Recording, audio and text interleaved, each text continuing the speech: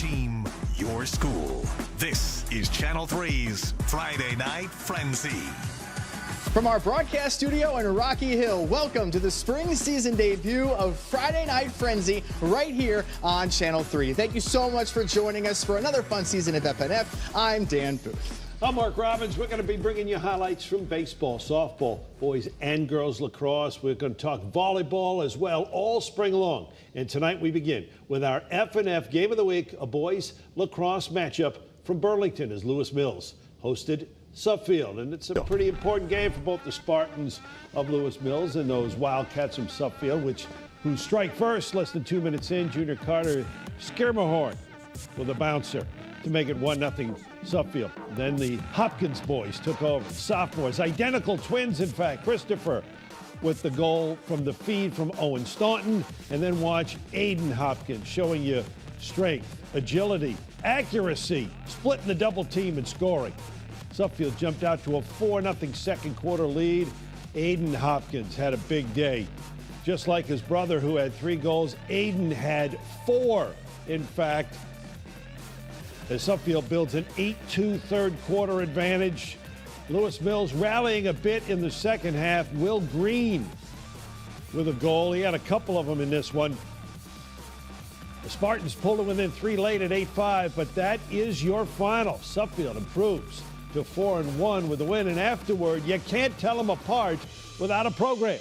Christopher and Aiden Hopkins. We moved the ball. When we ran our plays, the plays were working, but we got out of our set a little bit. So we just got to stick to the plays and work on what we talked about at practice. Yeah, that sounds a little bit like coach speak. Coach is right. Coach is always right. Over here, Chris, you guys a lot of times are connecting together. Is it just years and years of playing together? Yeah, it really is. We've just been bouncing off each other for years since we started playing lacrosse when we were about this high, so we're used to it by now. Today I think the boys really hustled a lot, and that was the difference making the game.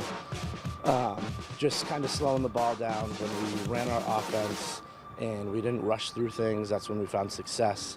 So I think those are the 2 key factors to the success of tonight. That's an impressive win for Suffield right there. And you know what? Let's just keep the party going, hitting the diamond for some high school softball action.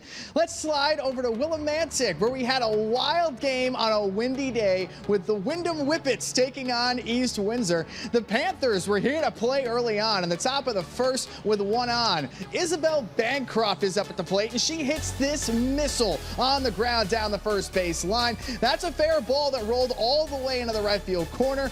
Christina Keys comes around to score on the play, and that puts Bancroft over at third with a stand-up RBI triple, putting East Windsor on the board first. A few batters later, Nadia Muhammad gets this ball into left field. 2 more Panthers cross the plate. East Windsor led 4-1 at the end of the first inning, but after that, Wyndham slowly started chipping away at the deficit inning by inning, pulling off the comeback late on their home field, 13-8.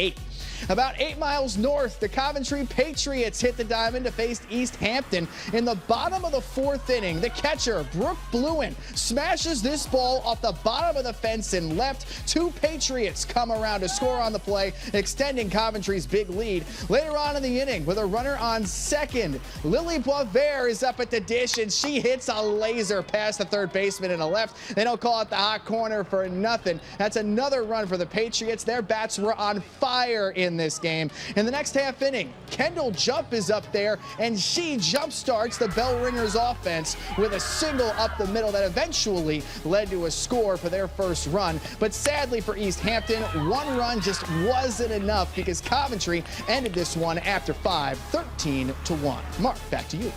All right, Dan, thanks so much. We're going to turn now to high school baseball. Remember last year's 4 state champions, Amity, Woodstock Academy, Woodland, and Coventry. We're going to talk about what happened at Wethersfield. Big crowd, in fact, on the hill and behind the plate at Wethersfield High School. A lot of people anxious to watch this one and to see Cam Riggy, a catcher and now a shortstop for Wethersfield, signed with UConn and showing off at shortstop in this game. Bottom of the 3rd inning, Wethersfield adding to its 1-run advantage. Jacob Yanozzi drills a ball up the middle That'll put runners into scoring position for the Eagles, and one of those runners is going to come home on this wild pitch. It's 4-2 Wethersfield at this point, and Wethersfield's going to add to it. The old double steal, Justin Bagdasarian safe on his steal, a second coming up. And then the base hit adds another run. Wethersfield goes on to the victory 8-5 over Bristol East. And now Coggins-Chog had to travel into Hartford to take on SMSA. Blue Devils of Coggins-Chog jumping on the board, top of the first. Silas Barrett with a drive down the line and left. He's going to chase home Matt Yale. It's 1-0. Coggins-Chog on top. Still in the first for the Devils. Noah Levesque draws the bases loaded walk.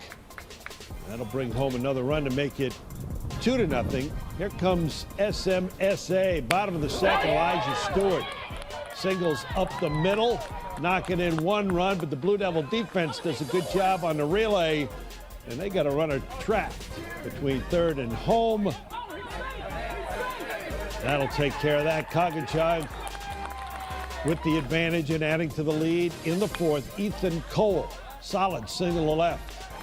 Levesque scores for Coggins-Chog, who gets the win, improving that 4-1 on the season with a 10-7 victory. Coming from someone who played baseball his whole life, all the way through high school, and a little bit when I was 18 in college, playing a little intramural. I could sit here and talk about baseball all night, but it's time to talk about some girls lacrosse. Yes, sir.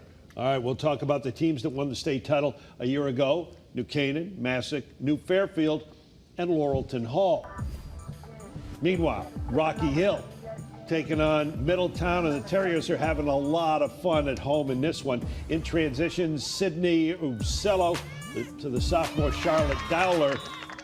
2-0 Rocky Hill first half, and then it's time to salute that young lady, Paige Marchand. Why do we single out number 12 for Rocky Hill? Well, she put on quite the show, scoring in a variety of manners and ways. Scoop shot right there, and she put up a total that ties the school record, equals the number on her uniform, an even dozen for Marchand. How about that, as Rocky Hill rolls over Middletown 18-3.